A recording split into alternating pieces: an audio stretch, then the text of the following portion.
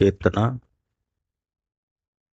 మొదటి వచనం మొదటి వచనం లేదంటే 2 వచనాలు మనం చదువుకుందాం. నేను చదువుతాను, దయచేసి మీరు గమనించండి. మహోన్నతుని చాటున నివసించువాడే సర్వశక్తుని నీడను విశ్రమించువాడు. ఆయనే నా ఆశ్రయము, నా కోట, నేను నమ్ముకును నా దేవుడని నేను యెహోవాను గూర్చి చెప్పుచున్నాను. ప్రార్థన చేసుకుందాం. దయచేసి తలలు వంచి దేవుని పాదాల దగ్గర మనం మోకరించి తలలు వంచి విశ్వాసముతో దేవుని సన్నిధిని మనం అనుభవించినట్లుగా, దేవుడు మనతో మాట్లాడినట్లుగా, ఇంకా వెనుకున్నటువంటి బిడ్డలు ఒకవేళ వస్తూ ఉంటే దేవుడు వారిని కూడా నడిపించినట్లుగా మనమందరము దేవుని పాదాల దగ్గర ప్రార్థన చేసుకుందాం. దయగలిగిన మా తండ్రి, శ్రీమంతుడైన దేవ, పరిశుద్ధుడా, మహోపకారి, నీకు వందనాలు స్తోత్రాలు చెల్లిస్తూ ఈ ఉపవాస కూడికలో నీ పాదాల దగ్గరకు రావడానికి మీరు మా ఎడల చూపిన కృపను బట్టి, మాకిచ్చిన అవకాశాన్ని బట్టి వందనాలు తండ్రి. గడిచిన దినాలలో మా జీవితాలను మీరు కాపాడి భద్రపరిచి ఈ వారంలో సంరక్షించావు. ఈ దినము ఈ వారం అంతట్లో నా జీవితంలో తండ్రి మీకు ప్రభా ఆయాసకరమైనటువంటి పరిస్థితులు ఎన్నో ఉండొచ్చు నాయన. మీరు ఆశించినట్లుగా నా తండ్రి నీ వాక్యానికి తగినట్టుగా మా ప్రభా మీ మీ చిత్తానికి తగినట్టుగా మా పరలోక తండ్రి నాయన పరిచర్య జరిగించలేనటువంటి దినాలు, పరిస్థితులు మీ రక్తములో కడిగి శుద్ధీకరించి నాయన మా ప్రభా నన్ను మరుగుపరిచి మీరు మహిమ పొందుకోండి. నీ బిడ్డలను కూడా మీ సన్నిధికి తోడుకొచ్చుకున్నారు. వారు మీ రక్తముతో కొనిన మీ సంఘం ప్రభా ఈ వాక్యము ద్వారా మాతో మాట్లాడి మీ ఉద్దేశాన్ని మాకు బయలుపరచండి. మీ చేతులకు అప్పగించుకుంటూ మీ రక్తాన్ని ప్రోక్షింపజేసుకుంటూ యేసు నామములో వేడుకుంటున్నాం పరలోకపు తండ్రి. ఆమేన్, ఆమేన్, హల్లెలూయా. దేవునికి మహిమ కలుగునుగాక. సరే, మంచిది. దేవుని వాక్యాన్ని మనము కొంచెం జాగ్రత్తగా పరిశీలన చేద్దాం. దేవుని మందిరానికి వచ్చినప్పుడు దేవుని సన్నిధిలో ఆయన వాక్యం ద్వారా మనల్ని సంధించేటటువంటి దేవుడు గనుక హృదయపూర్వకంగా దేవునికి మనల్ని మనము అప్పగించుకుందాం. ఈ కీర్తన మనకు ఈ పై వచనాల్లో ఎవరు రాశారో అనేది మనకు లేదు.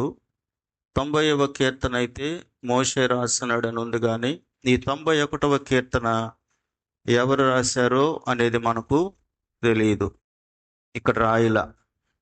సరే, ఎవరు రాసినా ఎక్కువగా ఈ మాటలన్నీ ఎలాగుంటాయంటే కొంచెం దేవునితో దగ్గరగా సహవాసం కలిగినటువంటి, దేవునితో ప్రతి పరిస్థితుల్లో దేవుని మీద ఆనుకున్నటువంటి అనుభవాలు కలిగిన వ్యక్తి ఇది రాశాడు అన్నట్టుగా మనం చూడొచ్చు. ఎక్కువగా ఇంత గొప్ప మంచి అనుభవాన్ని దావీదు కలిగి ఉంటాడు. సరే, ఇప్పుడు మనం కొన్ని విషయాలు మనము ఆలోచన చేస్తే, ఇక్కడ నన్ను ఈరోజు ఈ వాక్యాన్ని చదువుతూ ఉన్నప్పుడు నన్ను ఆకర్షించిన మాటలు ఏంటంటే, ఈరోజు అన్నీ ఉన్నాయి మన జీవితాల్లో, కానీ నెమ్మది లేదు అనేది ఏదో ఒక కోణంలో, ఏదో ఒక పరిస్థితిలో, ఏదో ఒక సందర్భంలో మనం ఎదుర్కొంటున్నటువంటి సమస్య ఇది. ఏమండి, విశ్వాసులు అయినా దేవునిలో సాగుతూ ఉన్నా ఎక్కడో ఒక దగ్గర ఏదో కొన్ని పరిస్థితులు మనలో ఉన్నటువంటి ఆ సమాధానాన్ని, నెమ్మదిని, ఆ తృప్తిని, సంతోషాన్ని అవి దొంగిలిస్తున్నటువంటి దినాలలో మనము ఉన్నాం. ఏమండి, ఇప్పటి వరకు మంచిగా నెమ్మదిగా ఉండి మరుక్షణంలో కొంత ఆందోళన చెందే పరిస్థితులు, కొంత నెమ్మది కోల్పోయే పరిస్థితులు, కొంత సమాధానం కోల్పోయే పరిస్థితులు మనం ఎదుర్కొంటూ ఉన్నాం. భక్తి జీవితంలో, కుటుంబ జీవితంలో, విశ్వాస జీవితంలో, వ్యక్తిగతంగా. అయితే ఈ వాక్యాన్ని చూస్తూ ఉన్నప్పుడు ఈ భక్తుడు ఏమంటున్నాడంటే, మహోన్నతుని చాటున నివసించువాడే సర్వశక్తుని నీడను విశ్రమించువాడు. నీడ అనేటటువంటి దాన్ని మనం ఆలోచించినప్పుడు, ఎప్పుడు ఈ నీడ ఒక వ్యక్తికి ఒక వ్యక్తికి నీడ ఎప్పుడు అవసరం, లేకపోతే ఈ నీడను ఒక వ్యక్తి ఎప్పుడు కోరుకుంటాడు, నీడ అనేటటువంటిది ఒక వ్యక్తి జీవితానికి ఏ విధమైన అనుభూతినిస్తుంది అని మనం ఆలోచించినప్పుడు, ఇంతకీ నీడ ఎవరికి అవసరం? నీడ ఎక్కడ కూడా మా వాళ్ళు మెల్లగానే ఉన్నారు, మౌనంగానే ఉన్నారు. నీడ ఎవరికి అవసరం? ఎప్పుడు అవసరం? బాగా ఎండలో అలసిపోయి విశ్రాంతి తీసుకోవాలనుకున్న వ్యక్తికి కనీసము పిల్లరా ఒక చిన్న చెట్టు అక్కడుంటే బాగా ఆ చెమటలు గారి అలసిపోయినప్పుడు ఆ చెట్టు చాటున కొంత సేదతీరడానికి, ఏమండి, లేకపోతే ఇప్పుడు చూడండి, ఒక్కోసారి ఒక వ్యక్తి నడుచుకుంటూ పోతున్నాడు కూడా, ఒక స్తంభం ఉంటే ఆ స్తంభం నీడ ఎంత ఉంటుంది? ఈ కరెంటు స్తంభం నీడ ఎంత ఉంటుంది?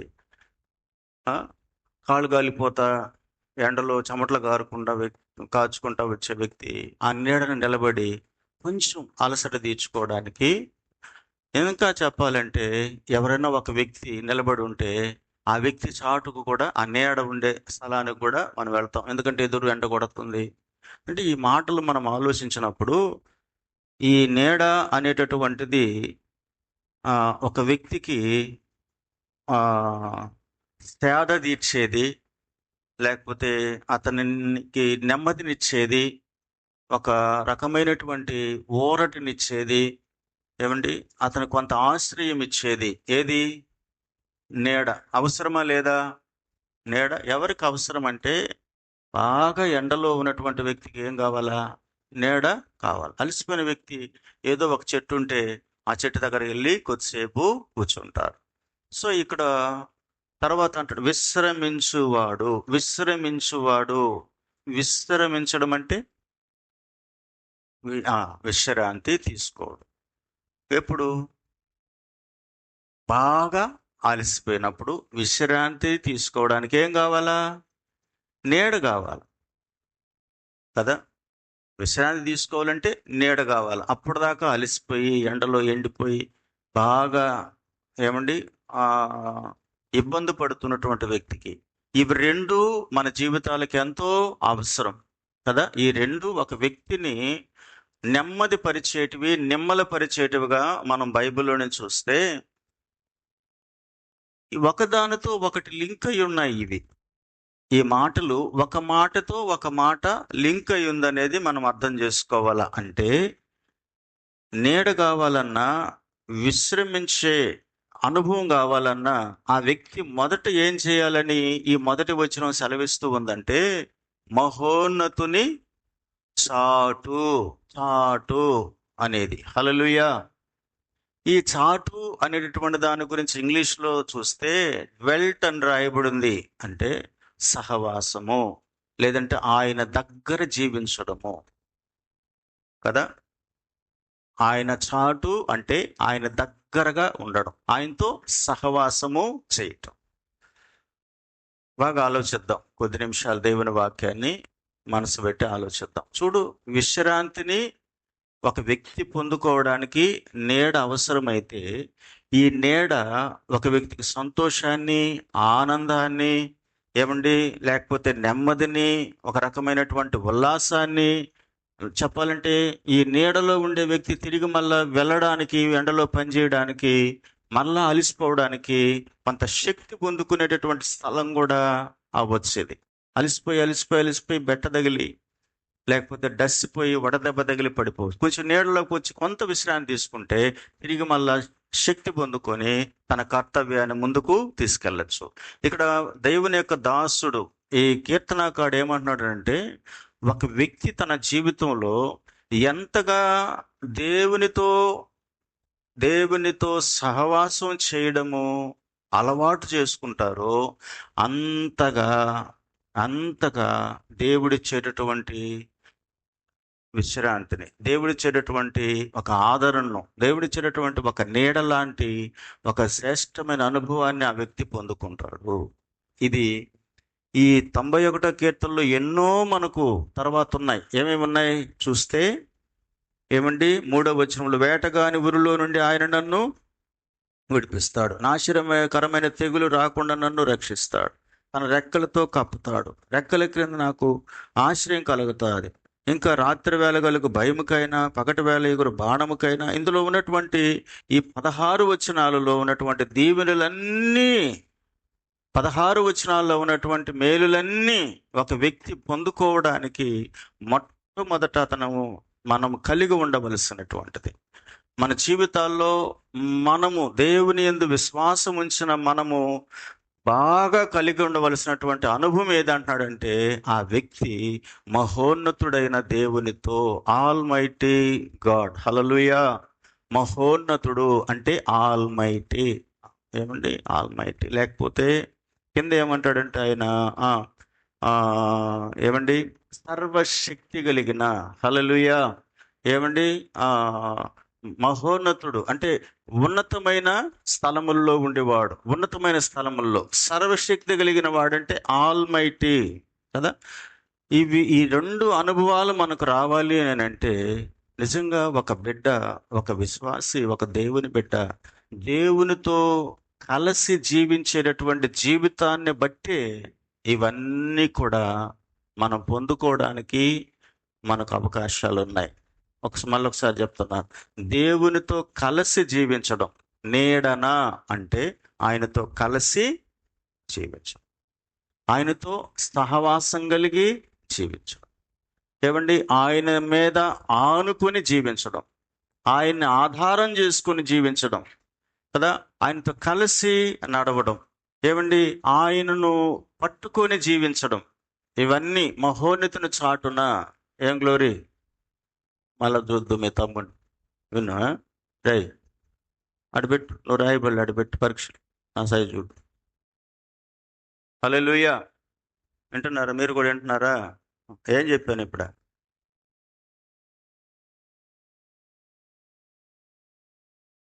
చిన్నగా యాక్షన్ చేయలేకపోతే నేను చెప్పాలా? మా హిందీ అయ్యారికి మాకు ఆన్సర్ రాకపోయినా పెదాలు కదిలిస్తే చాలు, బంగారు కొండ, నువ్వు చెప్పింది కరెక్టే ఆయన చెప్పేస్తాడు. అంత మంచోడు. అటు పెదాలు కదిలిస్తున్నాడు. సరే, స్తోత్రం. వింటున్నారా? మహోన్నతుని చాటున అంటే ఇంగ్లీష్లో ఉండే మాట డ్వెల్ట్, అంటే ఆయనతో కలిసి జీవించడము. బాగా ఆలోచిద్దాం. బాగా ఆలోచిస్తే ఈ వారంలో ప్రభుతో కలిసి జీవించిన సమయం ఎంత? దేవునితో కలిసి ప్రార్థించిన సమయం ఎంత? దేవునితో చేసిన సహవాసం ఎంత? వాస్తవంగా చెప్పాలంటే అందుకే నేను కూడా ప్రార్థన చేసుకున్నా. ఈ వారం రోజులు ఇంట్లోనే ఉన్నాం, కాలు పెట్టి అట్ట పోకుండా. కానీ దేవునితో మనం గడిపినటువంటి సమయాలను మనం ఆలోచిస్తే, దేవునితో మనం చేసినటువంటి ఆ ట్రావెల్, ఆ నడత, ఆయనతో కలిసి నడవడం. ఎందుకంటే దేవుడు తన ప్రజలతో నడవడానికి ఎల్లప్పుడూ ఇష్టపడి ఉంటాడు. అది మనకు ఆధారం ఏందనంటే, ఐగుప్తులో నుంచి తన ప్రజలు వస్తూ ఉన్నప్పుడు పగల మేఘస్తంభములోను తన ప్రజలతో నడిచిన దేవుడు. ఎంత ఆధారం ఇది! నా మాట మీకు అర్థమైందా? ఎంత ఆధారం ఇది! తన ప్రజలతో కలిసి నడవడానికి ఇష్టపడేది, తన ప్రజలను బాగోగులు చూసుకోవడానికి ఎంతో ప్రియమైనటువంటిది, తన ప్రజలను అన్ని రకాలుగా ప్రొటెక్ట్ చేయటానికి ఆయన కోరుకునే దేవుడు. అందుకే గద్ద రెక్కల మీద అని అంటాడు, కోడి తన పిల్లలను కాచినట్టుగా అని అంటాడు. ఇవన్నీ దేవుని మనసు. ఏమండి? తన ప్రజలకు ముందు వెనక ఉండి నడిపించిన దేవుడు. కానీ ఇక్కడ మైనస్ ఏంటంటే, దేవునికి ఉన్న మనస్సు ఏంటంటే తన బిడ్డలతో కలిసి జీవించాలని, లేకపోతే మానవుడిని కలుగు చేయాల్సినటువంటి అవసరమే దేవునికి లేదు. ఆయనతో సహవాసం చేయాలని ఒక మానవుడిని కలుగు ఒక ఫ్యామిలీని సిద్ధం చేసుకున్నాడు. అందుకే చల్లపూట అవ్వ ఆదాములతో ఆయన ఏదైనా తోటలో సంచరించే దేవుడు తన బిడ్డల కుటుంబంతో, తన బిడ్డల వ్యక్తిగత జీవితంతో, తన బిడ్డల యొక్క ప్రయాణాల్లో, తన బిడ్డల యొక్క జీవన సంబంధమైనటువంటి ప్రతి పరిస్థితుల్లో కలిసి జీవించాలని, కలిసి నివసించాలని, వాళ్ళతో ఉండి సంతోషించాలని మనతో ఉండి ఆయన ఆనందించాలని కోరుకునేటువంటి దేవుడు. ఇది మనము ఈ ఈ ఈ ఆలోచన మనం మర్చిపోయి ఒకసారి దేవుని మందిరంలోకి వచ్చినప్పుడు దేవునితో సహవాసం అన్నట్టుగా ఉంటాము. వాక్యాన్ని చదివేటప్పుడు దేవునితో సహవాసం అనుకుంటాము. ప్రార్థన చేసేటప్పుడే దేవునితో సహవాసం అనుకుంటాం. కానీ రక్షించబడినటువంటి బిడ్డలు దేవుడు మీతో ఉండే దేవుడు అంటాడు ఆయన. హల్లెలూయా. మీలో, నీతో, ఇన్ అండ్ విత్, లోపల మనతో. ఎంత గొప్ప దేవుడు. అయితే మనకి ఇది లేకుండా మనం ఉంటున్నాం కదా. అందుకే అంటాడు 139 కీర్తనలో, ఎక్కడికి వెళ్ళుదును?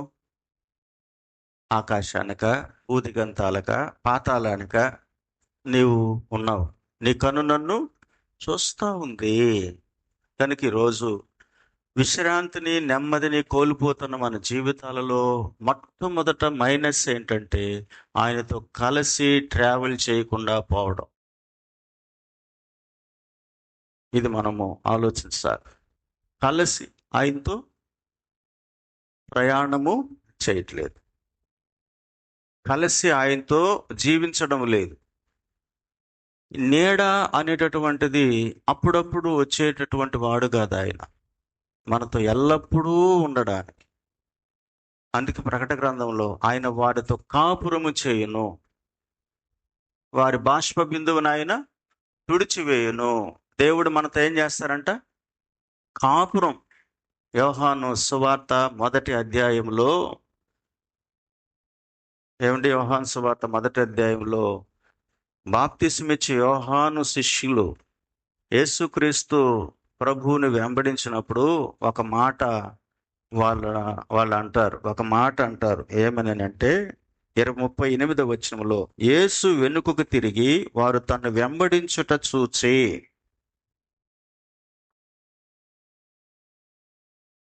మీరేమి వెతుకుచున్నారని వారిని అడుగుగా వారు అంటారు, రబ్బీ,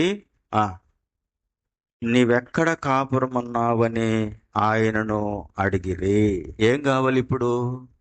ఆ బిడ్డలకి ఏం కావాలా? శిష్యులకి ఏం కావాలా? చెప్పండి, ఏం కావాలని అడుగుతున్నారు? బోధకుడా, రబ్బీ, నీవెక్కడ కాపురం ఉన్నావు? ఎందుకు కాపురం ఉండే స్థలం ఎందుకు? వీళ్ళకి ఏదైనా అవసరమైతే దారిలో ఉన్నప్పుడు వీళ్ళ అవసరాలు తీర్చుకొని వీళ్ళు వెళ్ళిపోవచ్చు.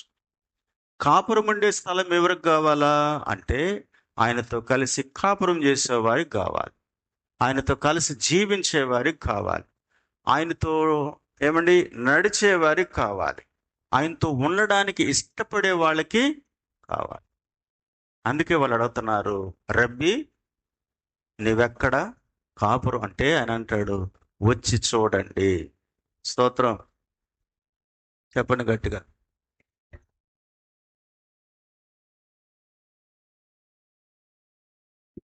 ఏమన్నాడు ఆయన?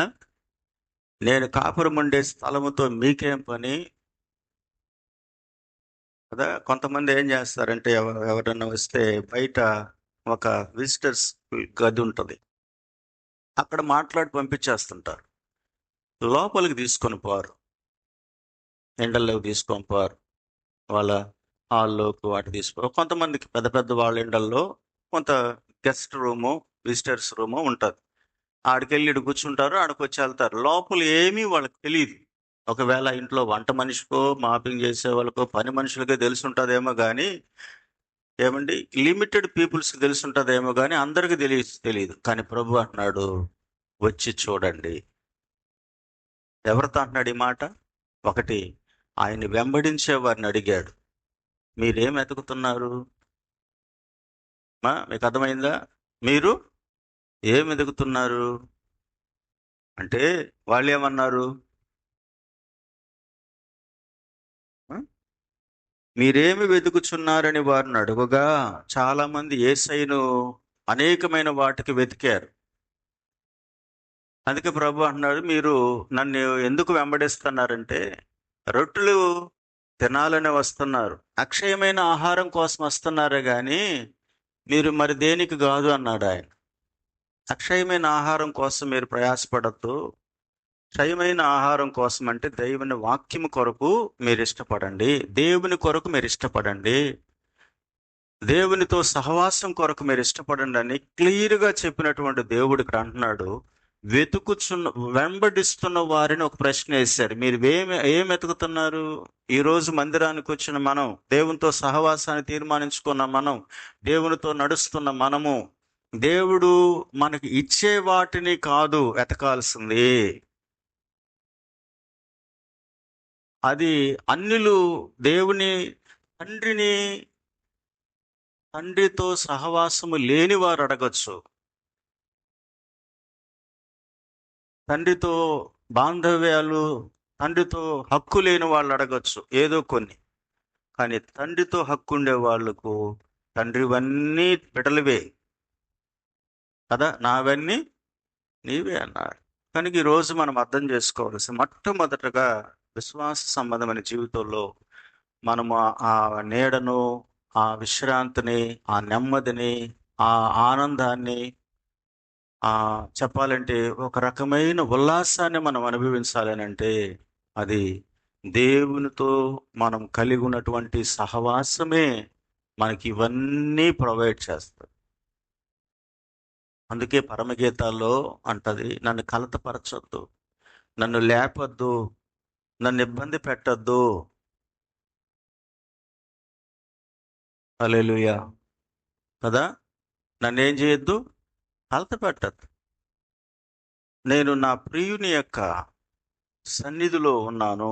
ఆయన కుడి చెయ్యి నన్ను హత్తుకుని ఉంది, ఆయన ఎడమ చెయ్యి నా తల క్రింద ఉన్నది. అంటే ఎంతగా ఆయనతో సహవాసం చేయటానికి, అప్పుడే ఒక వ్యక్తికి ఆదరణ దొరుకుతుంది, నెమ్మది దొరుకుతుంది, ధైర్యం దొరుకుతుంది, ఆత్మకు సేద తీర్చబడుతుంది, ప్రాణము ఉజ్జీవించబడుతుంది.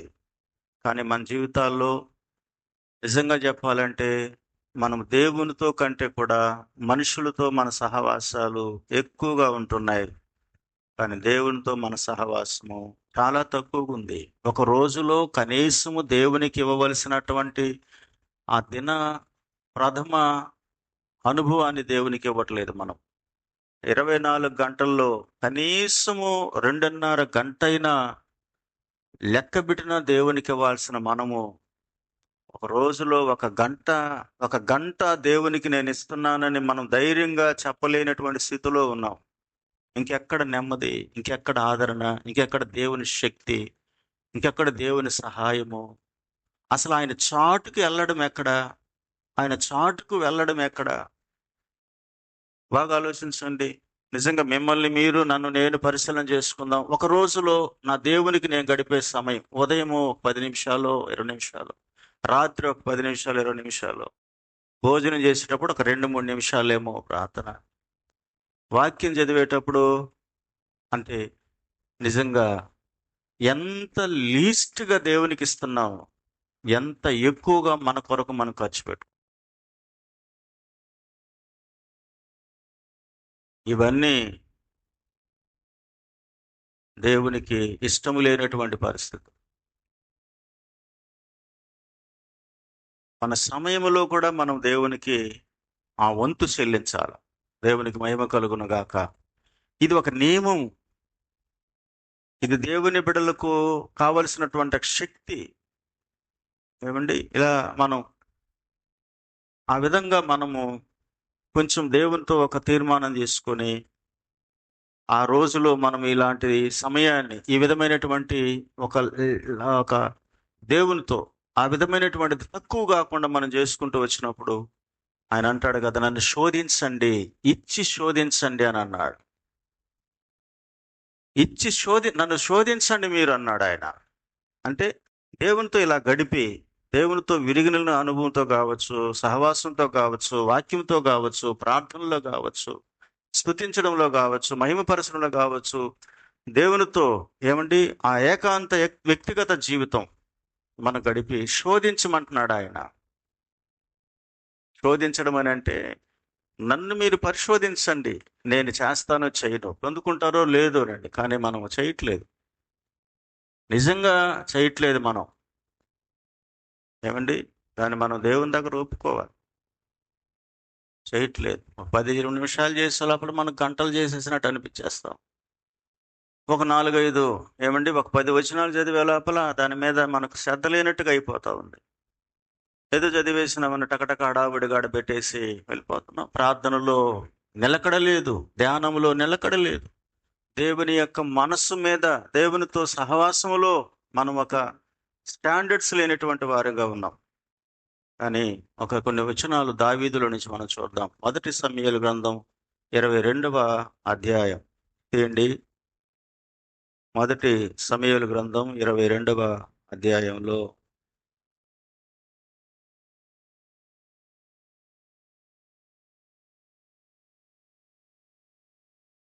ఇక్కడ మనము ఈ దావీదును గురించి కొన్ని విషయాలు మనం నేర్చుకుంటే,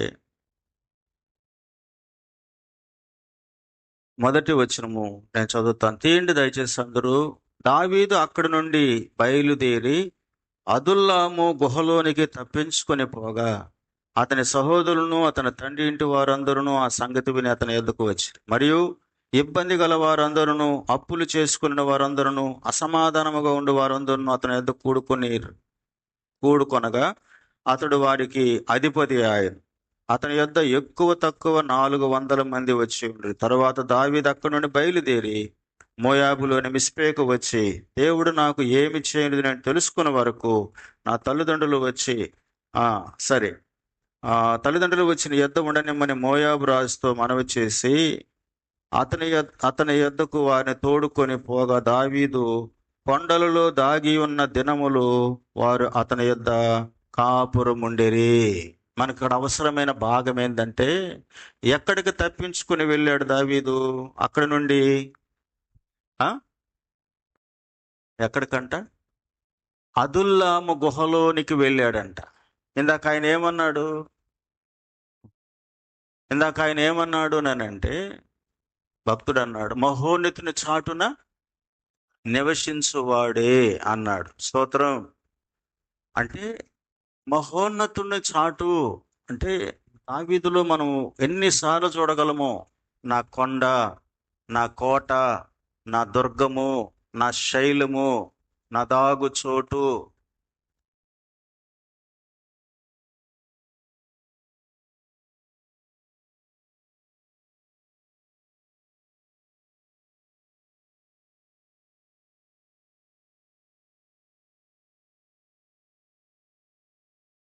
దేవునికి మహిమ కలుగునగాక. హల్లెలూయా.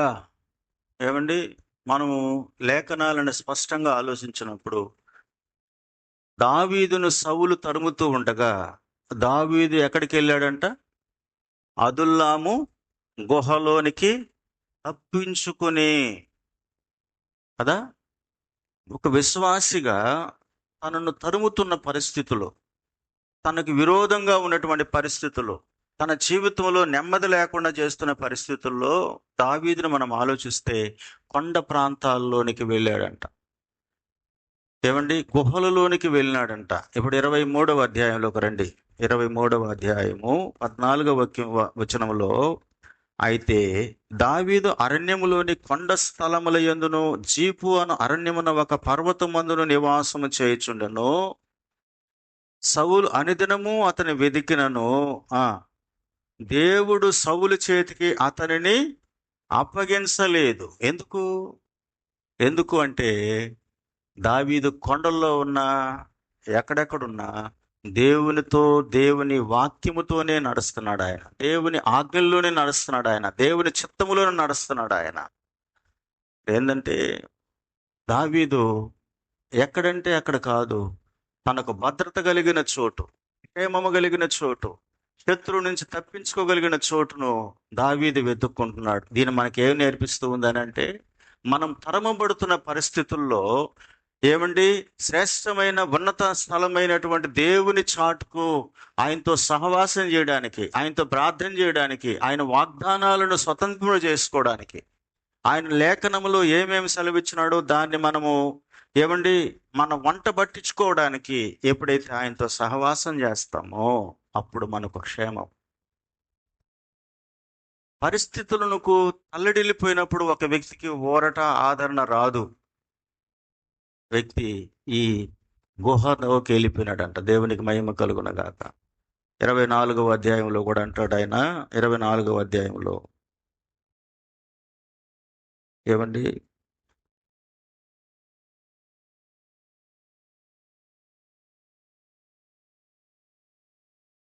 మొదటి సౌలు ఫిలిష్తీయులను తరుముట మాని తిరిగి రాగా దావీదు ఎన్గేది అరణ్యమందు ఉన్నాడని అతనికి వర్తమానం. అప్పుడు సౌలు ఇశ్రాయేలు అందరిలో 3,000 మందిని ఏర్పరచుకుని వచ్చి కొండ మేకలకు వాసములకు శిలాపర్వతముల మీద దావీదు అతని జనులను వెదుకుటకై బయలుదేరి మార్గమందున్న గొర్రెల దోటలకు అతడు రాగా అక్కడ గుహ ఒకటి కనబడెను. అందులో సౌలు శంఖాని వర్తిగా పోగా దావీదు అతని జనులను ఆ గుహలో లోపల భాగములో ఉండిరి గనుక. దావీదు అతని జనులు ఎక్కడున్నారంట? గుహ లోపలి భాగంలో ఉన్నారు కదా. యేసుక్రీస్తు ప్రభు శరీరధారిగా ఉన్న దినాల్లో ఆయన రాత్రుల్లో అరణ్యాలకు వెళ్ళిపోయేవాడు. ఏమండి, తండ్రితో సహవాసం చేసేవాడు. రాత్రంతా ప్రార్థనలో గడిపేవాడు. పగలు సమాజ మందిరంలోకి వచ్చేవాడు. రాత్రి ప్రార్థన చేసేవాడు. యేసు ప్రభువుకి ఎదురైనటువంటి అన్ని పరిస్థితులు మనకు ఎదురుగాల. అడుగడుగున ఆయన్ని చంపాలనుకున్నారు. బాలుడుగా ఉన్నప్పుడే చంపాలనుకున్నారు. పుట్టినప్పుడే బిడ్డను లేకుండా చేయాలనుకుంటున్నారు. అయినా జ్ఞాపకం చేసుకోవాలి.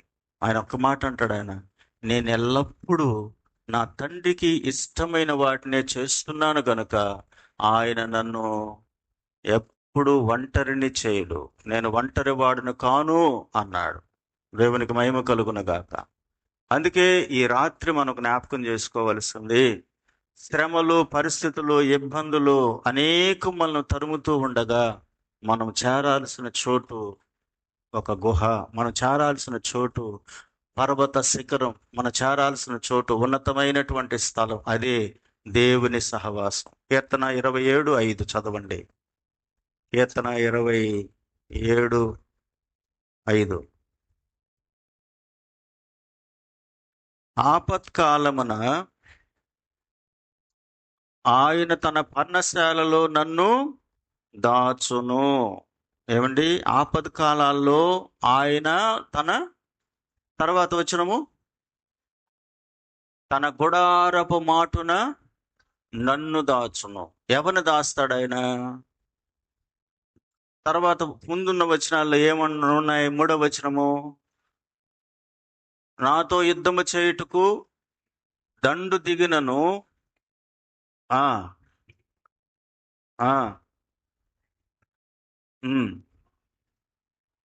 యెహోవా యొద్ద ఒక వరమడిగి తిని దానిని నేను వెతుకుతున్నాను. యెహోవా ప్రసన్నతను చూచుటకును ఆయన ఆలయములో ధ్యానించుటకును. హల్లెలూయా. ఏమంటున్నాడండి? నా జీవిత కాలం అంతా నేను ఆయనతో కలిసి ట్రావెల్ చేయాలనుకున్నాను కాబట్టి ఆపద కాలాల్లో తన పర్ణశాలలో నన్ను కాపాడుతాడు. ఆయన చాటున, గుడారపు చాటున నన్ను కప్పుతాడు. ఇదండి విశ్వాస తన జీవితం నేర్చుకోవాల్సింది. అనుదినము మనల్ని మనం పరిశీలన చేసుకోవాల్సింది ఎక్కడంటే, ఒకసారి కనుక్కోండి. మీరు రాత్రి ప్రార్థన చేసుకునేటప్పుడు, దేవా ఈ రోజంతా కాపాడినావు, ఏదో చేసేసావు, నీకు స్తోత్రము, రాత్రికి నన్ను కాపాడి రేపు లేపు నాయనని కాదు. ప్రార్థనకు ముందు ఒక మాట, ఈ దినము నేను నీతో ఎలా గడిపినాను ప్రభువా అని ఒక ప్రశ్నతో మనం ప్రారంభిస్తే రేపటి దినాన్న ఉపయోగించుకోవడానికి మనం సహాయం చేస్తాడు దేవుడు. అట్ట కాకుండా దేవుని ఉచితమైన కృప, అన్కండిషనల్, ఏమండి, గ్రేస్ అంటే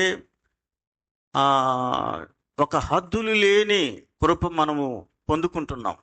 షరతులు లేని కృప మనం పొందుకుంటున్నాం. కానీ దేవుడు కొన్ని విషయాల్లో ద్వారాలు తెరవాలంటే, దేవుడు కొన్ని విషయాల్లో మన పక్షంగా ఆయన యొక్క కృప మనం ఆవరించాలని అంటే కొన్ని కండిషనల్, ఏమండి, ఒక ఆజ్ఞ, ఒక షరతుతో కూడినటువంటి ఆజ్ఞలు ఉంటాయి. షరతులతో కూడినటువంటి జీవితాన్ని దేవుడు గమనిస్తాడు. అది మనము మన ఆదివారం కూడా చూసాం. నా సన్నిధిలో నువ్వు నిందారహితుడుగా ఉండు, నేను సర్వశక్తి కలిగిన దేవుడు. కండిషన్ పెట్టాడు అక్కడ, షరతు పెట్టాడు అక్కడ. నీవు నిందారహితుడుగా ఉంటే నేను అద్భుతమైన కార్యాలు నీ పక్షంగా చేస్తానన్నాడు. హల్లెలూయా. ఈడు కూడా మనకు జ్ఞాపకం చేసుకోవాల్సింది. ఆయన అంటున్నాడు, నేను నా దేవునితో ఆయన మందిరంలో కూర్చోవడానికి, ఆయనతో సహవాసం చేయడానికి, ఆయన ప్రసన్నతను చూడడానికి, నా జీవిత కాలం అంతా నేను ఆయనతో ఉండడానికి నేను ఆశపడుతున్నా. ఒక వరం అడుగుతున్నా నేను. అది నాకు ఒక వరం. దాన్ని వెతుకుతున్నాను నేను. ఇందాక శిష్యులు ఏమన్నారు యేసయ్యతో? రబ్బూని, రబ్బీ, నువ్వెక్కడ కాపురం ఉన్నావయ్యా? అది కావాలంటే ఆయన, నేను కాపురం ఉంటే స్థలం నీకెందుకురా అని అనలేదు ఆయన. వచ్చి చూడండి అన్నాడు. రండి నాతో ఉండండి అన్నాడు ఆయన. నేనుండు చోట మీరు ఉండులాగని అన్నాడు ఆయన. ఎంత ప్రేమామయుడైన దేవుడు. అందుకే ఆయనతో సహవాసం చేస్తే సమాధానం కలుగుతుంది అన్నాడు. మన సహవాసం ఎక్కడుందండి? మన సహవాసం దేవునితో ఎంతవరకు ఉందండి? చెప్పాలంటే ఆలవారి గడ్డ తీసుకుంటే తిరుపు మడగతాం చూడండి. ఆ తిరుపుని దేవుని దగ్గర వేసి ఆ గడ్డంతా మనం తింటున్నాం.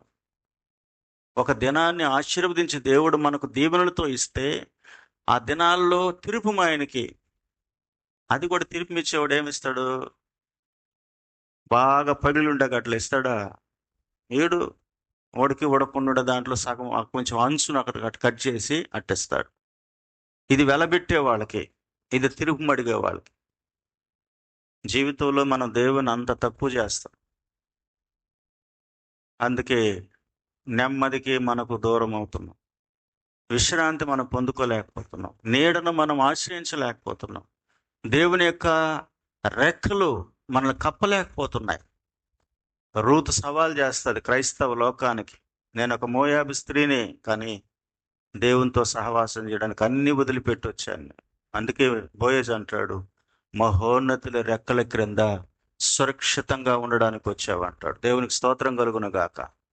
అది దేవుడు కోరుకుంటున్నాడు. మహోన్నతుని రెక్కల క్రింద నువ్వు సురక్షితంగా ఉండడానికి వచ్చావు అన్నప్పుడు దేవుడు ఆ పక్షంగా ఏం చేశాడో తెలుసా? ఎక్కడైతే అనాథగా బ్రతికిందో దానికి ఆస్తికర్తనగా దేవుడు చేయగలడు ఆయన. దాన్ని వెతకడం వల్ల మనం గుడ్డోళ్ళు వచ్చినప్పుడు మాకు చూపు దయచేయని అడిగినప్పుడు 10 మంది బాగుపడితే కుష్ఠరోగుల గుడ్డోళ్ళ 10 మంది కుష్ఠరోగులు బాగుపడితే ఒక్కడు వచ్చినాడంట. అతడు కూడా సమరయుడు. మిగతా 9 మంది కేవలం వాళ్ళకి స్వస్థత కావాలా, కేవలం వాళ్ళకి ఉద్యోగం కావాలా, కేవలం వాళ్ళకి తిండి కావాలా, కేవలం వాళ్ళకి దీవెనలు కావాలా, కేవలం వాళ్ళకి అభివృద్ధి కావాలా. వాళ్ళు దేవునితో సహవాసం చేయరు. వాళ్ళు బాగుపడ్డారు, వెళ్ళిపోయినారు. ఏమండి, వాళ్ళకి కేవలం అదే వెతుకుతున్నారు. కానీ ఈ శిష్యులు, నువ్వెక్కడ కాపురం ఉన్నావో అది కావాలి. దేవునితో సహవాసం చేసే వాళ్ళకి, దేవుని దగ్గర నుంచి మేలులు పొందుకునే వారికి చాలా వ్యత్యాసం ఉంది. అంటే దేవుని దగ్గర నుంచి, నా ప్రియ దేవుని బిడ్డలారా, అడుక్కొని తినడానికి కాదు మనం వచ్చింది, ఆయనతో కాపురం చేయడానికి వచ్చాం. అన్న బిడ్డలుగా బ్రతకడానికి వచ్చాం. ఆయన రక్తాన్ని, రక్తం ద్వారా కొనబడి ఆయన బిడ్డలుగా, ఆయన పిల్లలుగా, హక్కుదారులుగా, వారసులుగా బ్రతకడానికి వచ్చాం. అంతేగాని ఆయన ఏదో అది కావాలయ్యా, ఇది కావాలయ్యా, ఇది కావాలయ్యా, అది కావాలయ్యని అలా రాలే మనం. ఆయన అంటాడు, మీకు ఏది అవసరమో మీరు అడగక మునిపే, నీకు అక్కరగా ఉండేదేదో నాకు తెలుసు, మీరు అడగాల్సిన అవసరం లే. అయితే ఏం చేయాలా? మనం ఆయన బిడ్డలుగా 17:7 చదవండి. కీర్తన 17:7 చదవండి. తీరినమ్మ త్వరగా, ఏదో తీద్దాం అన్నట్టుగా. నీ శరణు జొచ్చిన వారిని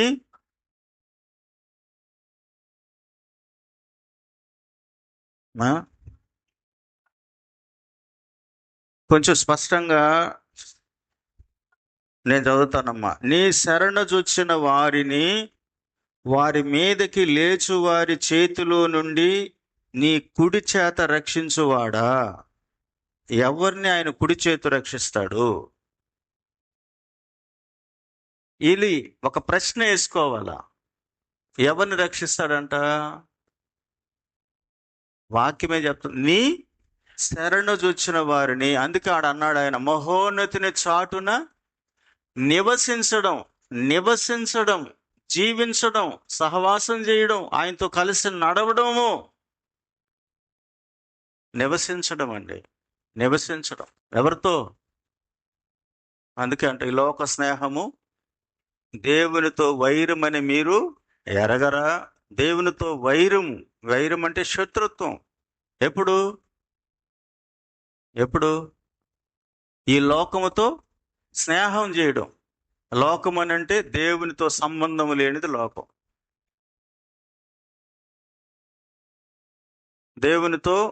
దేవునికి లోబడంది లోకం, దేవుని ఎరగంది లోకం, దేవుని కృపను గుర్తించలేని లోకం. అందుకే ఆయన లోకములో వచ్చిన గాని లోకము ఆయనను గ్రహించలేని లోకం, ఆయన కార్యాలను ఎరగలేని లోకం, ఆయన సిలువ వేయడానికి ప్రేరేపించిన లోకం. ఆ లోకముతో ఒక విశ్వాస స్నేహం చేయడం అని అంటే దేవునితో తగాదా పెట్టుకోవడమే అర్థం. దేవునితో వైరాన్ని, దేవునికి విరోధంగా మనము నడవడం. అందువల్లే బైబిల్ సెలవిచ్చే మాట ఏంటంటే, ప్రియమైన దేవుని ప్రజలారా, మీరు నా తట్టు తిరిగితే నేను మీ తట్టు తిరుగుతాను. మీరు నా తట్టు తిరగలేదు. మీరు ఏదో వెతుక్కుంటూ వెళ్ళిపోతున్నారు. మీ దారి వేరు, మీ నడక వేరు, మీ ఆలోచన వేరు, మీ తలంపు వేరు, మీ విధానం వేరు. మీరు నన్ను వెతకలేదు గనుక, మీరు నా వైపు తిరగలేదు గనుక నేను మీ వైపు తిరగలేదు. ఒకవేళ ఒక మాట జ్ఞాపకం చేసి, దేవుడు మన వైపు తిరుగున్నా మనం ఆయన వైపు తిరిగేంత వరకు ఆయన తిరుగున్నాడని తెలియదు. మనం ఒక వ్యక్తి మనం ఇట్టే వెళ్ళే వ్యక్తిని చూస్తాను అనుకోండి, ఆ వ్యక్తి అటు పోతుంటే మనం చూస్తున్నామో లేదా అని తెలుస్తుంది. అదిగొమ్మ నీ తోడు కోడలు వెళ్ళిపోతా ఉంది, ఆమె చూడు అన్నప్పుడు రూతు ఆమెతో నాకేం పని నింది, నయోమి అన్నప్పుడు దేవునికి మహిమ కలుగును గాక. నాకు నీ అడుగు జాడలు కావాలి కానీ నాకు ఆమె అడుగు జాడలు ఎందుకు? ఆమె వెళ్తుండేది లోకం వైపు, నువ్వు నడిచేది బెత్లెహేం వైపు, దేవుని గృహము, దేవుని రొట్టెల ఇంటికి నువ్వు నడుస్తున్నావు. శపింపబడిన స్థలంలోకి ఆమె నడుస్తుంది. ఆ అడుగులతో నాకేం పని? ఇది విశ్వాస జీవితంలో ఉన్నప్పుడు దేవుడు తన బిడ్డల పక్షంగా కార్యం చేస్తాడు. అందుకే 91వ కీర్తనలో అన్నాడు, మహోన్నతిని చాటున నివసించువాడే సర్వశక్తిని నీడన విశ్రమించేవాడు, నెమ్మది పొందుకునేవాడు. ఒకవేళ జ్ఞాపకం చేసుకుందాం ఇలారా, భక్తుడైన దావీదు ఒక మాట నా డైలీ బ్రెడ్లో నేను చదువుకుంటూ ఉంటే,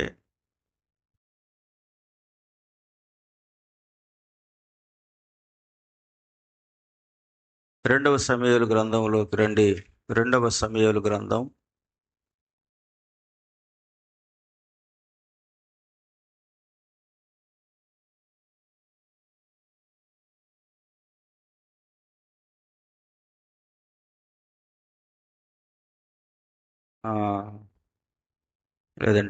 1 రాజుల గ్రంథంలోకి వద్దాం.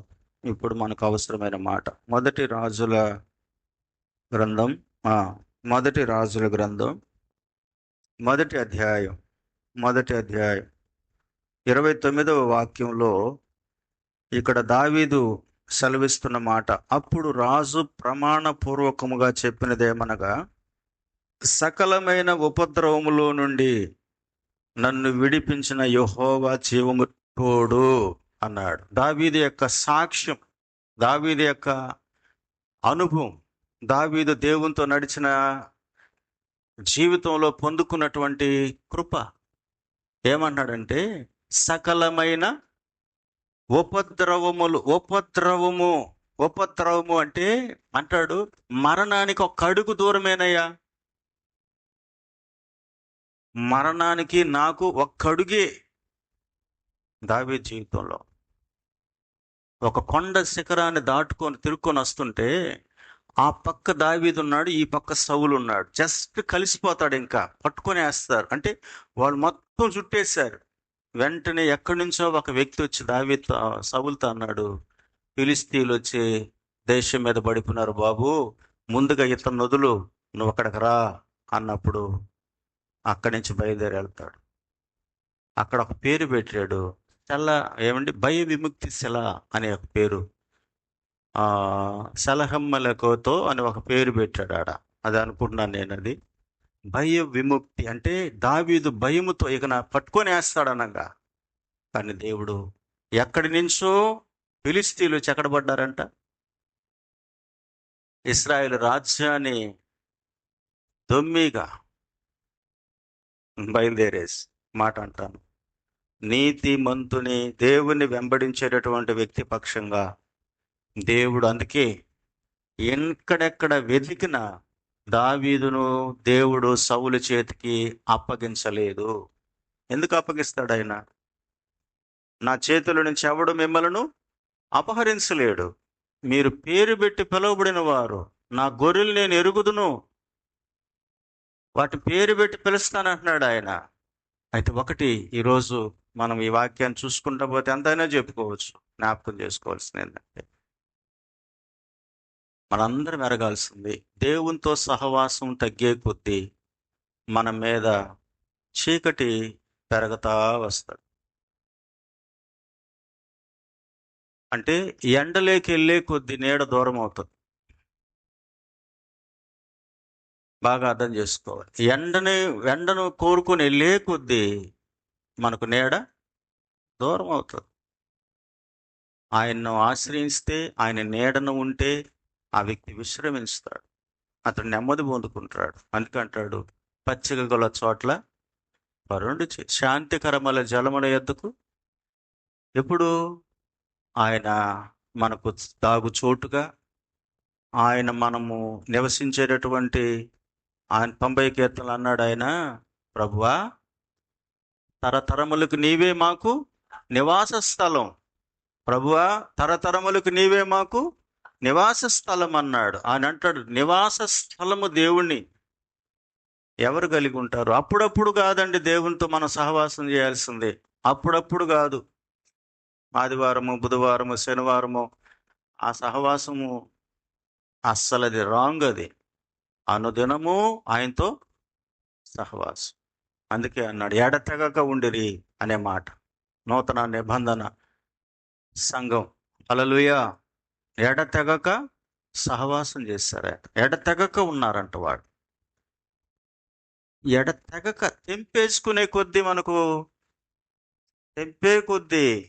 తెంపుకునే కొద్దీ మనకు ఇబ్బందులే, తెంపుకునే కొద్దీ మనకు అసమాధానమే, తెంపుకునే కొద్దీ మనకు రకరకాల శోధనలే. కానీ దావీదు అంటున్నాడు, సకలమైన ఉపద్రవంలో నుండి నన్ను విడిపించిన యెహోవా జీవము తోడన్నాడు. స్తోత్రం.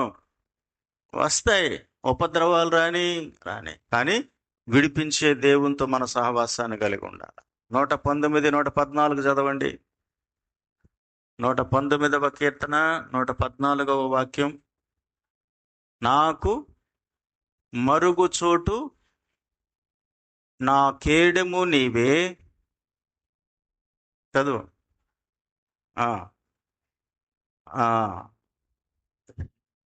ఇక్కడ చెప్తున్న మాట ఏంది? దేని మీద ఆశ? వాక్యం మీద ఆశ. ఎంతమందికి ఉంది? ఒకసారి మనం ఆలోచిద్దాం.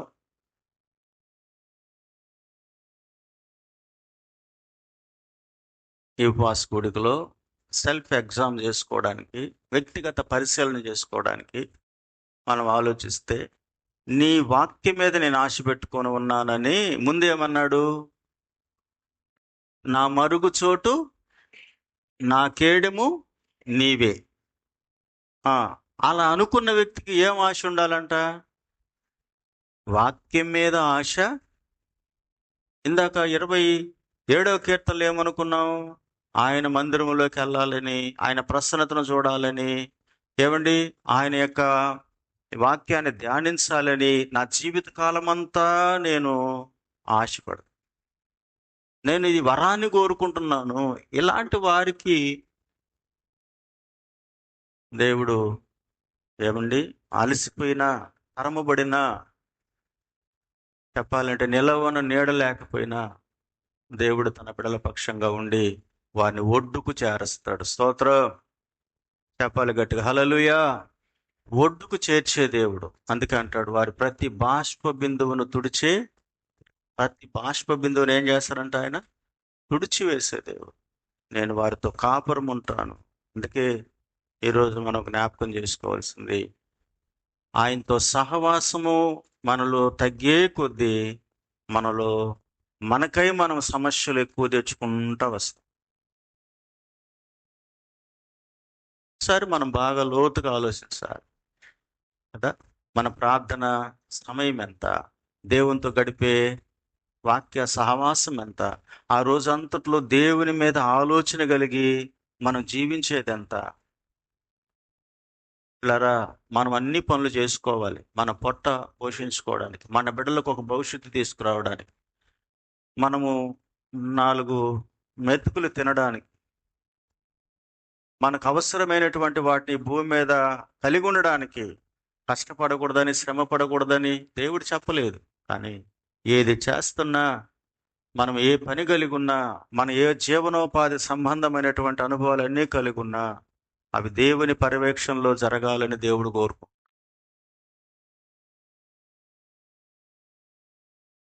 దేవునికి మహిమ కలుగును గాక. దేవునికి దేవుని అడుగుజాడల్లో ఉండాలి, దేవుని ఇష్టానుసారంగా ఉండాలి. ఏ పనన్నా మనం చేసుకోవాలి, ఆ పని కూడా అది దేవునికి అనుకూలంగా ఉండాలి. ఆ పనిలో మనం దేవుణ్ణి స్తుతిస్తూ ఉండాలి, దేవుని యొక్క ఉనికి కలిగి ఉండాలి. మనం ఎక్కడున్నా, ఏం చేస్తున్నా మనం దేవుని బిడలమే. ఆయనతో అనుభవాన్ని కలిగే మనం ఉండాలని దేవుడు కోరుకుంటున్నాడు. నిజంగా ఎప్పుడైతే మన జీవితాలు తగ్గుతూ వస్తాయో అప్పుడప్పుడు దేవునితో మనం సహవాసం చేయడం కాదు, అప్పటికప్పుడు దేవునితో ఒకరికి వచ్చి మనం అడగడం కాదు, మనం అనుదినము ఆయనతో నడవాలా, అనుదినము ఆయన్ని కలిగి ఉండాలా, అనుదినము ఆయన్ని ఆశ్రయించాలా, అనుదినము ఆయన వాక్యపు చాటును ఉండాలా, అనుదినము ఆయన వాక్యపు వెలుగులో నడవాలా. అప్పుడే మన ప్రాణాలకు నెమ్మది దేవుడిస్తాడు. ఆయన లేకుండా మనం జీవించడము తప్పు. ఏమండి, మా అవసరానికి దేవుణ్ణి అడగడము అది దేవునితో సహవాసం ఉన్న ఆయన కుమార్తెల యొక్క లక్షణం కాదు. అది స్వార్థ బుద్ధి అవుతుంది. మన అవసరానికి వేడుకోవడం అనేది అసలు అది మన దేవునికి ఇష్టమైనటువంటి అనుభవము కాదు. ఆయనతో నడుస్తూ ఉంటే మనకు అవసరమైంది అని ఇస్తాడు. ఆయనతో ఉండాల్సినటువంటి జీవితాన్ని మనం జీవించినప్పుడు మనకు విరోధంగా లేచేటటువంటి వాటిలో నుంచి ఆయన తప్పిస్తాడు. మనకు అవసరమైన దాంట్లోకి ఆయన నడిపిస్తాడు. మనకు అక్కరగా ఉన్నదాన్ని ఆయన మనకు తినిపిస్తాడు. దేవుని స్తోత్రం కలుగును గాక. ఆయనతో నడవాలి, ఆయనతో మనం నడవాలి.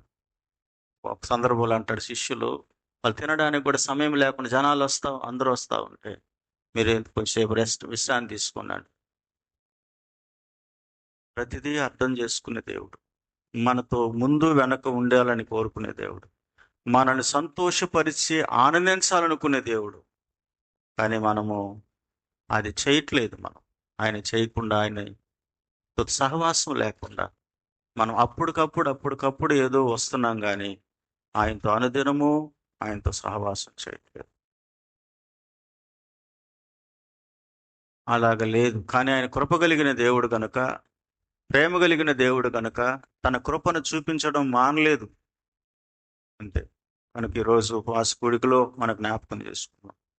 ఎవరు నీడని కలిగి ఉంటారనంటే చాటు నుండే వాళ్ళకే నీడ. హల్లెలూయా. ఆయన చాటును వీడిన వారికి ఏం దొరకదు? నీడ దొరకదు. వాక్యపు నీడను ఉండాలి. పరిశుద్ధాత్మ దేవుని యొక్క అధికారం కింద ఉండాలి. ఆయన నడిపింపును మనం కోరుకోవాలి. వారికే నీడ వెంబడిస్తారు. ఆయన నడుస్తూ ఉంటాడు. అందుకే మేఘ స్తంభము నడిచిందంట, అగ్ని స్తంభముగా నడిచినాడంట. మేఘ స్తంభం అంటే నీడ. ఆ నీడలోనే పోతున్నారు వాడు. ఇంకొక అద్భుతమైన మాట ఏంటంటే, ఎక్కడ ఆగుతుందో అక్కడ ఆగారు. ఆడు గుడారం వేశారు. ఎప్పుడు మేఘం పైకి ఎత్తబడిందో అప్పుడు గుడారాన్ని ఇప్పుకొని, అంటే లీడింగ్ ఆఫ్ హోలీ స్పిరిట్. ఇది పరిశుద్ధాత్మ దేవుని యొక్క నడిపింపు తన బిడలకి. అసలు ఎక్కడ నడుస్తున్నామండి మనము ఈరోజు? నేను ప్రభువా ఎక్కడికి వెళ్ళాలా, ఇది చెయ్యాలా, ఇలాగ ఉండాలా, ఇది అవసరం, ఇది నీకు అవసరమా, ఇది మహిమ. అసలు ఏంది అసలు? ఇవేమి మనకు లేవు. ఈ గందరగోళమైన భక్తి చేస్తున్నాం మనం. ఒక డిసిప్లిన్ సంబంధమైన, ఒక క్రమశిక్షణ సంబంధమైనటువంటి ఆత్మీయతను మనం అనుభవించడం లేదు, మనం అవలంబించడం లేదు. మనకి ఎలాగైపోయినామంటే మనము, ఏమంటే మనకు ఏది అనిపిస్తే ఎలాగంటే అలాగా, కానీ ప్రభు దగ్గర ఒక విచారణ లేనటువంటి వారంగా మనం మిగిలిపోయినాం. దావీదుకు రాజు అయిపోయిన తర్వాత, సౌలు చచ్చిపోయిన తర్వాత, బాగా వినండి 4 మాటలు. సౌలు చనిపోయినాడు, యోనాతాను చనిపోయినాడు, అందరూ చనిపోయినారు. ఇష్బోషేతు కూడా అప్పుడు ఉన్నాడు ఆయన. తర్వాత చూస్తే దావీదు అంటాడు, దావీదుతో ప్రార్థన చేస్తాడు, ప్రభువా నన్ను ఎక్కడికి వెళ్ళమంటావు అన్నాడు. అమ్మా మీకు అర్థమవుతుందా? ఎక్కడికి వెళ్ళమంటావు అన్నాడు. నేను ఇప్పుడు వెళితే వాళ్ళు అంగీకరిస్తారంటే వెళ్ళు అంటాడు ఆయన. వెళితే ఎక్కడికి వెళ్ళమంటావు అని అడిగితే ఇప్పుడు అంటాడు ఆయన, నువ్వు హెబ్రోనికి వెళ్ళు అని అన్నాడు. హల్లెలూయా కదా. నువ్వు ఎక్కడికి వెళ్ళు? హెబ్రోనికి పో అన్నాడు. హెబ్రోనికి వెళ్ళాడు. ఆడ ఏమండి పరిపాలన చేసి, తర్వాత ఇష్బోషేతు వాళ్ళందరూ చనిపోయి, సౌలు యొక్క కుమారుడు వాళ్ళందరూ చనిపోయిన తర్వాత అబ్నేరు వచ్చి వాళ్ళందరిని సమకూర్చేసిన తర్వాత ఏమండి యెరూషలేములోకి వెళ్ళి ఆయన 43 సంవత్సరాలు పరిపాలన చేశాడు. మొత్తం 40 సంవత్సరాలు ఆయన రాజ్య పరిపాలన చేసింది. 6.5 సంవత్సరము 7 సంవత్సరాలు అని ఉంటుంది. ఇక్కడ 33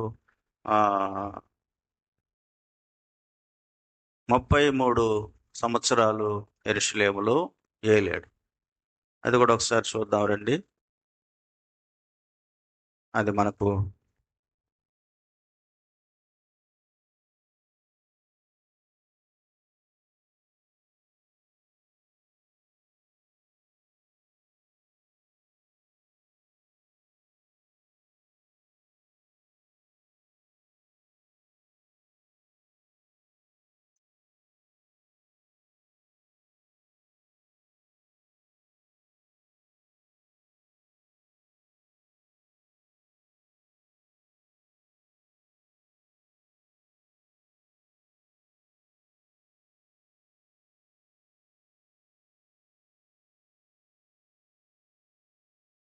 ఏంటంటే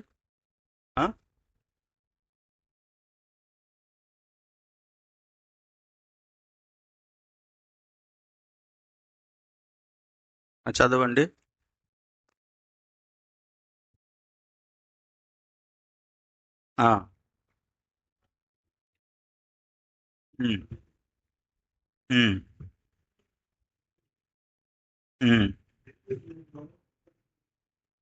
ఏలెను. హల్లెలూయా.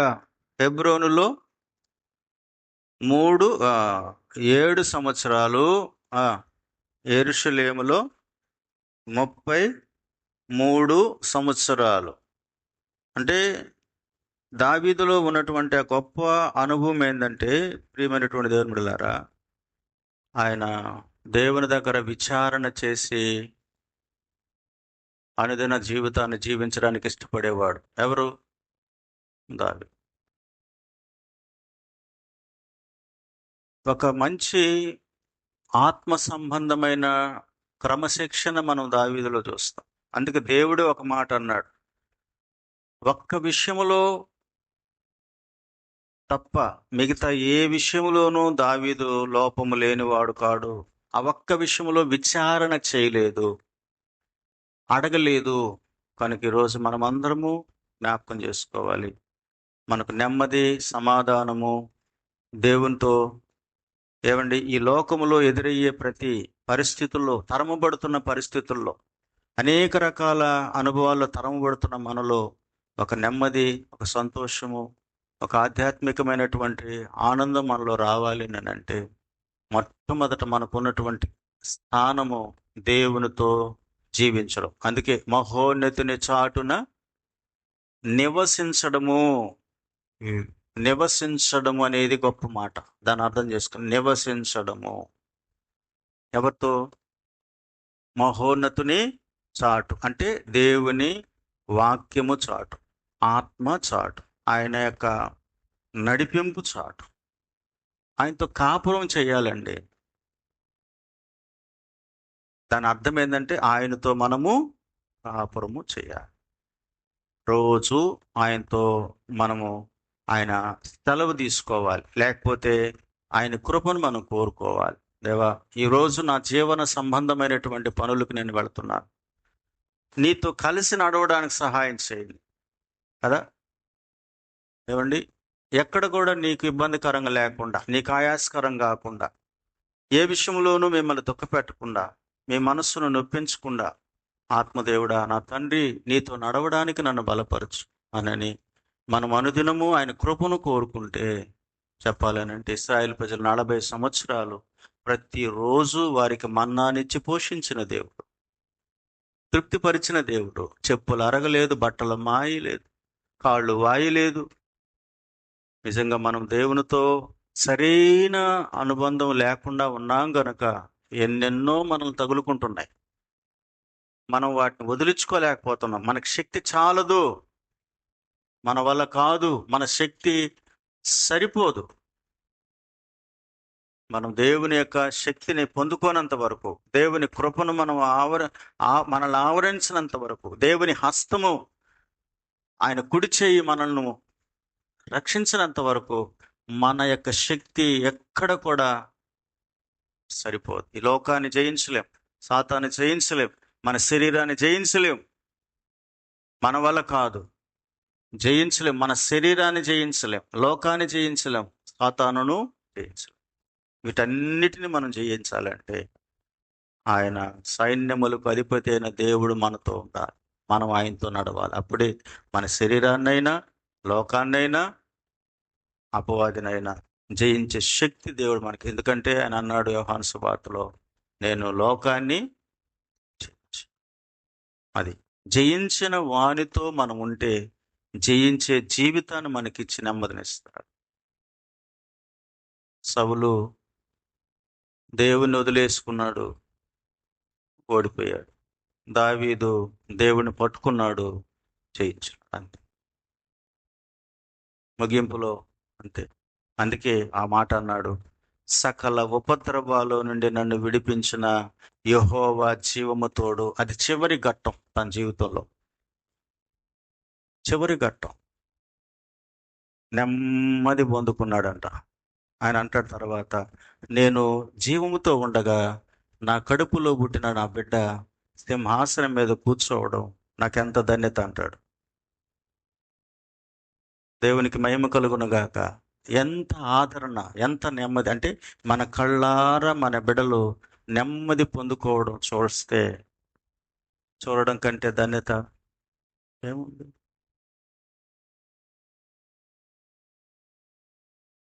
కదా. సౌలు, యోనాతాను, ఏమండి, వాళ్ళు ఒకే రోజు గిల్బోవ పర్వతం మీద చచ్చిపోయినారు. తన బిడ్డలు ఒకే రోజు అక్కడ అంటే తన బిడ్డలు అక్కడ చచ్చిపోతూ ఉండగా చూశారు. కానీ దావీదు తన కొడుకు సింహాసనం ఎన్నడం చూశాడు. ఎందుకో తెలుసా? దావీదు దేవుణ్ణి వదిలి బ్రతకలేడు. సాగులకి, అవసరానికి దేవుడు కావాలి, అంతేగాని దేవునితో జీవించాలనేది సౌలుకు లేదు. అవసరానికి దేవుడు కావాలంటే, ఆపదలు వస్తే దేవుడు కావాలి, శ్రమలు వస్తే దేవుడు కావాలి, శత్రువులు వస్తే దేవుడు కావాలి. కానీ దావీదుకు ఏమీ లేకపోయినా దేవుడు కావాలి. దేవునికి మహిమ కలుగును కాక. అందుకే అన్నాడు, యెహోవా నా కాపరి అన్నాడు. యెహోవా నా కాపరి అన్నాడు. అంతే, నేను గొర్రె పిల్లను, ఆయన నాకు. అందుకే దావీదు జీవితంలో అంత గొప్ప గొప్ప కార్యాలను పొందుకున్నాడు. కనుక ఈరోజు ఉపవాస కూడికలో నా ప్రియమైన దేవుని సంగమా, మీరు నేను అందరం కలిసి మనం ఒక రోజులో దేవునితో ప్రత్యేకంగా గడిపే సమయం ఎంత, ఆ దినమంతట్లో దేవునితో మనం నడుస్తున్న ఉనికి ఎంత కదా. దేవుని యొక్క అడుగుజాడల్లో, దేవుని ఆలోచనలో, దేవుని నడిపింపులో మనం ఉండలేకపోతున్నాం. అలాగా మనం ప్రభుతో జీవించలేకపోతున్నాం. ఎప్పుడైతే అలాగా ఉంటామో ఆ గొప్ప నీడ, ఆ గొప్ప విశ్రాంతి మన బిడ్డలకు. అందుకే అంటాడు, ప్రయాసపడి భారం మోస్తున్న సమస్తమైన జనులారా నా యొద్దకు రండి, నేను మీకు విశ్రాంతిని కలుగు చేస్తాను. రండి, నా యొద్దకు రండి, నాతో సహవాసం చేయండి. లేఖనంలో మీ గురించి ఏం రాయబడి ఉందో దాన్ని తెలుసుకోండి. లేఖనాన్ని అనుసరించి మీరు జీవించండి. అప్పుడు మీ ప్రాణాలకు నెమ్మది. అందుకే కదా అన్నాడు, ఫిలిప్పీయులకు రాసిన పత్రిక 4వ అధ్యాయం 6వ వచనాన్ని చదవండి, 5, 6 వచనాలు.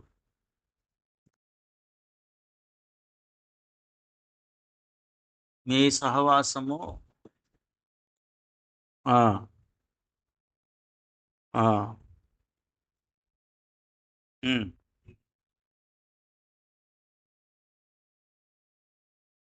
ఆ తర్వాత వచనం కూడా చదువున్నాను కింద. ఆ ఆ ఉమ్, ఆ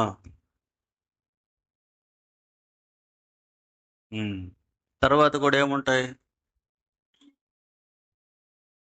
చ- చదువుతాను మెట్టుకు సహోదరులారా, ఏ యోగ్యత అయినను ఉమ్,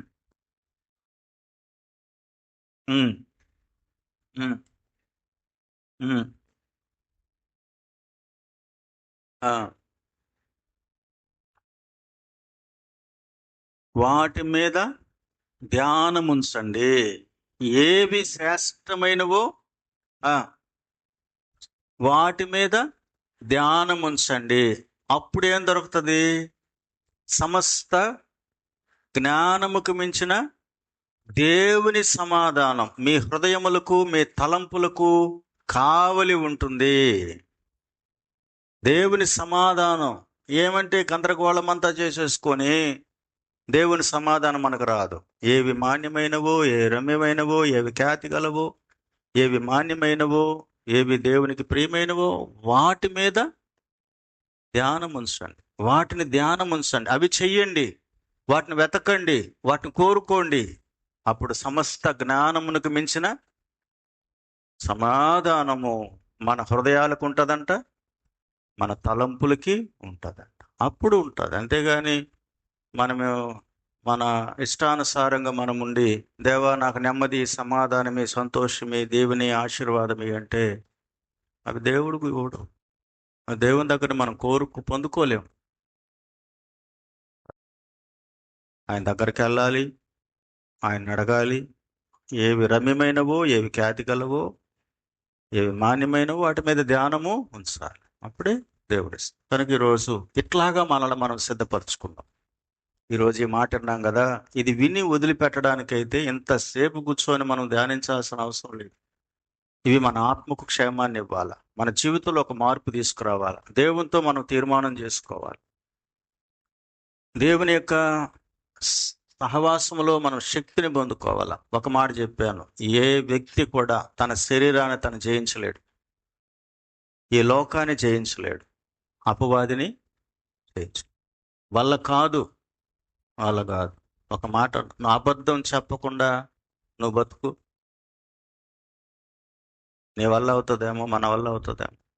దేవుని ఆత్మ మనకు తోడు లేకపోతే ప్రతిదానికి అబద్ధం జోడిస్తాం.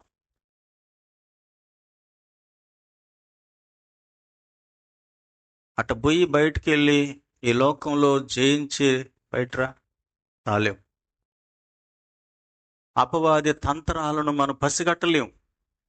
కానీ ఎప్పుడైతే దేవునిని ఆనుకుంటామో, దేవుని మీద మనసు పెడతామో, దేవుణ్ణి ఆశ్రయిస్తామో, దేవుని సహాయాన్ని కోరుకుంటామో, ఇందాక అన్నట్టుగా తన కుడి చేతితో నాకు ఆయన రక్షిస్తాడు. సహాయము సౌలు చేతికి దేవుడు ఆయన అప్పగించలేదంట.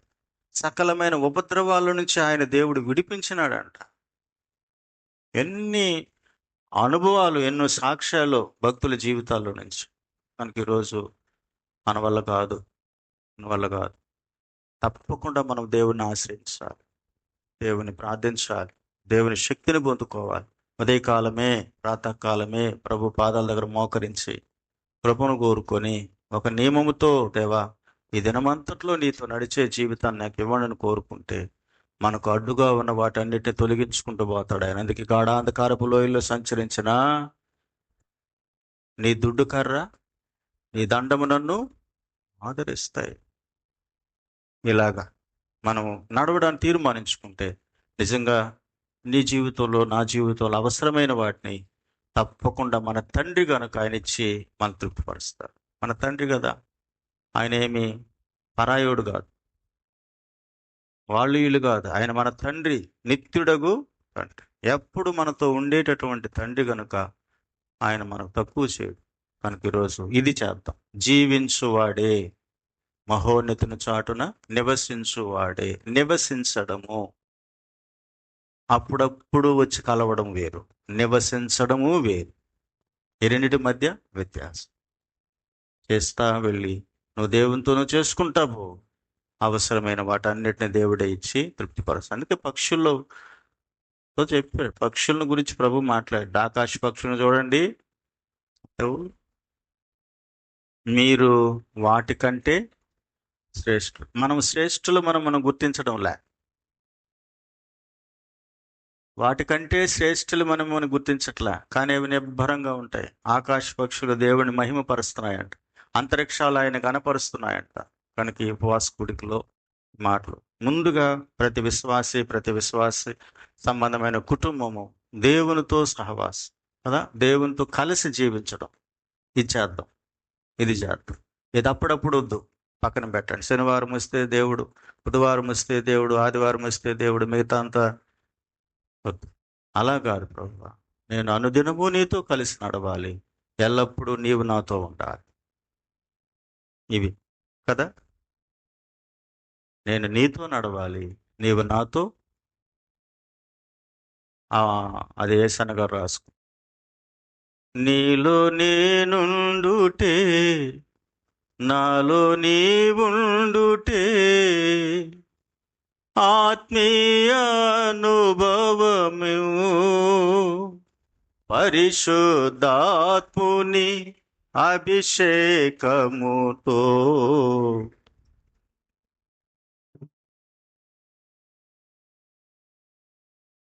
ఆహా నా ధన్యత, ఓహో నా భాగ్యము,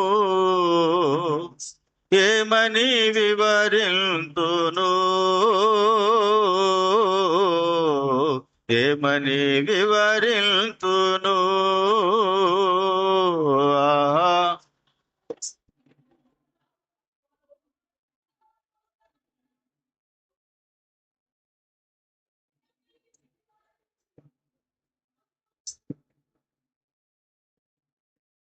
ఏమని వివరింతును.